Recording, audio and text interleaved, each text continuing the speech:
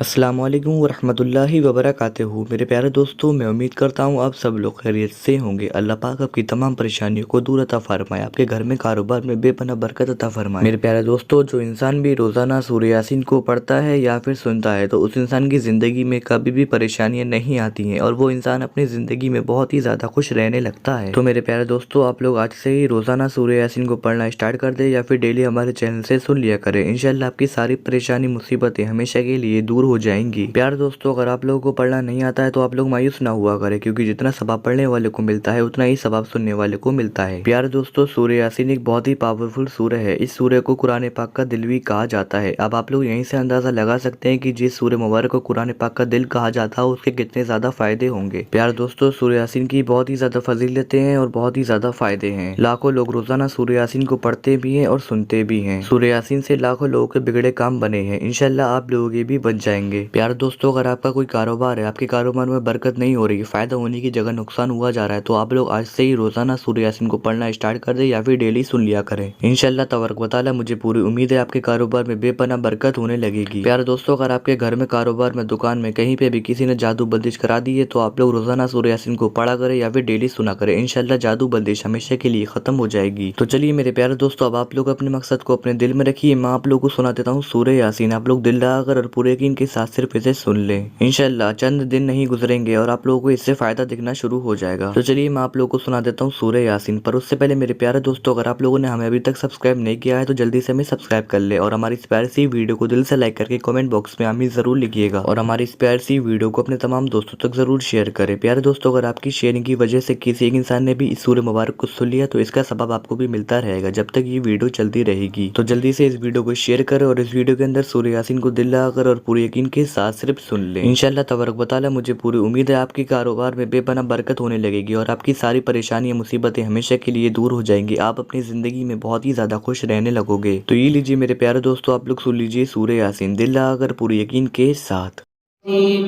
बिस्मिल्लाहिर्रहमानिर्रहीम यासीन वल क़ुरआनिल हकीम इन्नका लमिनल मुरसलीन अला सिरातिम मुस्तक़ीम तंज़ीलल अज़ीज़िर रहीम लितुन्ज़िर क़ौमन मा उन्ज़िर आबाउहुम फ़हुम गाफ़िलून लक़द हक़्क़ल क़ौलु अला अक्सरिहिम फ़हुम ला युमिनून इन्ना जअलना फ़ी अअनाक़िहिम अग़लालन फ़हिय इलल अज़क़ानि फ़हुम मुक़महून वजअलना मिन बैनि ऐदीहिम सद्दन व मिन ख़ल्फ़िहिम सद्दन फ़अग़शयनाहुम फ़हुम ला युबसिरून वसवाअन अलैहिम अअन्ज़रतहुम अम लम तुन्ज़िरहुम ला युमिनून इन्नमा तुन्ज़िरु मन इत्तबअ अज़्ज़िक्र व ख़शिय अर्रहमान बिलग़ैब फ़बश्शिरहु बिमग़फ़िरतिन व अज्रिन करीम इन्ना नहनु नुह्यिल मौता व नक्तुबु मा क़द्दमू व आथारहुम व कुल्ल शैइन अहसयनाहु फ़ी इमामिन मुबीन वضرب لهم مثلا أصحاب القرية إذ جاءها المرسلون إذ أرسلنا إليهم اثنين فكذبوهما فعززنا بثالث فقالوا إنا إليكم مرسلون قالوا ما أنتم إلا بشر مثلنا وما أنزل الرحمن من شيء إن أنتم إلا تكذبون قالوا ربنا يعلم إنا إليكم لمرسلون وما علينا إلا البلاغ المبين قالوا إنا تطيرنا بكم لئن لم تنتهوا لنرجمنكم وليمسنكم منا عذاب أليم قالوا طائركم معكم أئن ذكرتم بل أنتم قوم مسرفين وجاء من أقصى المدينة رجل يسعى قال يا قوم اتبعوا المرسلين اتبعوا من لا يسألكم أجرا وهم مهتدون وما لي لا أعبد الذي فطرني فإنه فطرني وإليه ترجعون أأتخذ من دونه آلهة إن يردنا الرحمن لا تغني عني شفاعتهم شيئا ولا ينقذون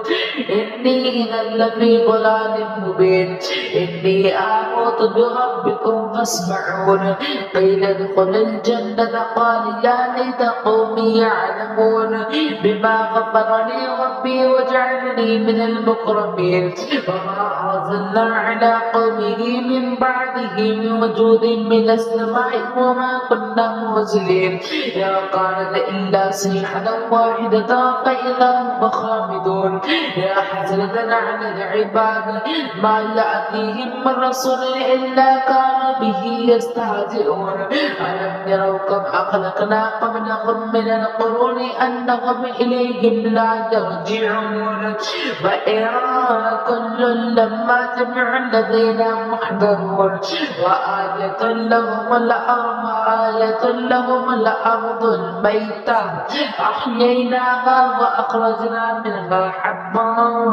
فمنه يأكلون وجعلنا فيها جنات من نخيل وأعناب وفجرنا فيها من العيون ليأكلوا من ثمره وما عملته أيديهم أفلا يشكرون سبحان الذي خلق الأزواج كلها مما تنبت الأرض ومن أنفسهم ومما يعلمون وآية لهم الليل نسلخ منه النهار فإذا هم مظلمون والشمس تجري لمستقر لها ذلك تقدير العزيز العليم والقمر قدرناه منازل حتى عاد كالعرجون القديم لا الشمس ينبغي لها أن تدرك القمر ولا الليل سابق النهار وكل في فلك يسبحون وآية لهم أنا حملنا ذريتهم في الفلك المشحون وخلقنا لهم من مثله ما يركبون وإن نشأ نغرقهم فلا صريخ لهم ولا هم يوقظون إلا رحمة منا ومتاعا إلى حين وإذا قيل لهم اتقوا ما بين أيديهم وما خلفهم وما خلفكم لعلكم ترحمون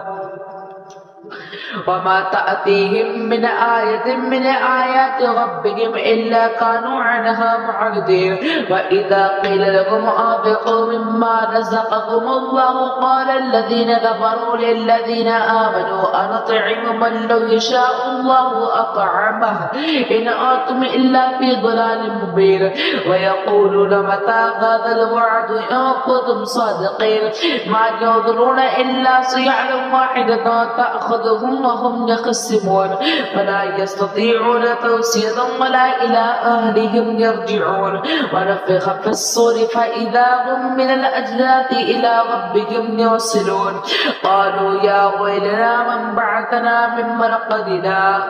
هذا ما وعد الرحمن وصدق المرسلون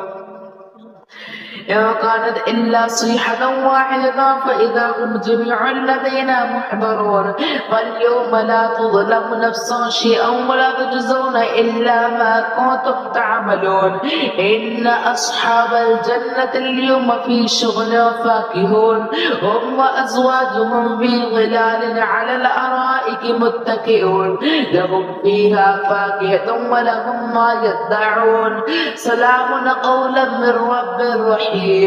وامتاز اليوم أيها المجرمون ألم أعهد إليكم يا بني آدم أن لا تعبدوا الشيطان إنه لكم عدو مبين وأن اعبدوني هذا صراط مستقيم ولقد أضل منكم جبلا كثيرا أفلم تكونوا تعقلون هذه جهنم التي كنتم توعدون اصلوها اليوم بما كنتم تكفرون اليوم نختم على أفواههم وتكلمنا أيديهم وتشهد أرجلهم بما كانوا يكسبون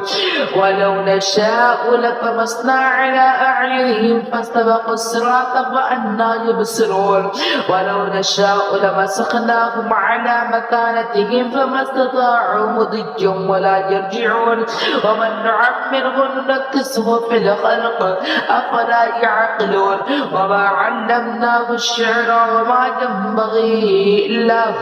إن هو إلا ذكر وقرآن مبين لينذر ما كان حجا ويحق القول على الكافرين أولم يروا أنا خلقنا لهم مما عملت أيدينا أنعاما فهم لها مالكون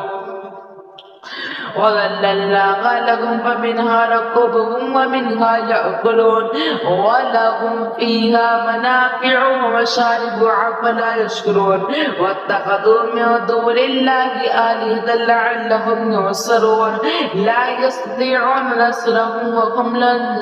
لهم جند محضرون فلا يحزنك قولهم إنا نعلم ما يسرون وما يعلنون أولم ير الإنسان أنا خلقناه من نطفة فإذا هو خصيم مبين وضرب لنا مثلا ونسي خلقه قال من يحيي العظام وهي رميم قل يحييها الذي أنشأها أول مرة وهو بكل خلق عليم الذي جعل لكم من الشجر الأخضر نارا فإذا أنتم منه توقدون أوليس الذي خلق السماوات والأرض بقادر على أن يخلق مثلهم بلى وهو الخلاق العليم إنما أمره إذا أراد شيئا أن يقول له كن فيكون فسبحان الذي بيده ملكوت كل شيء وإليه ترجعون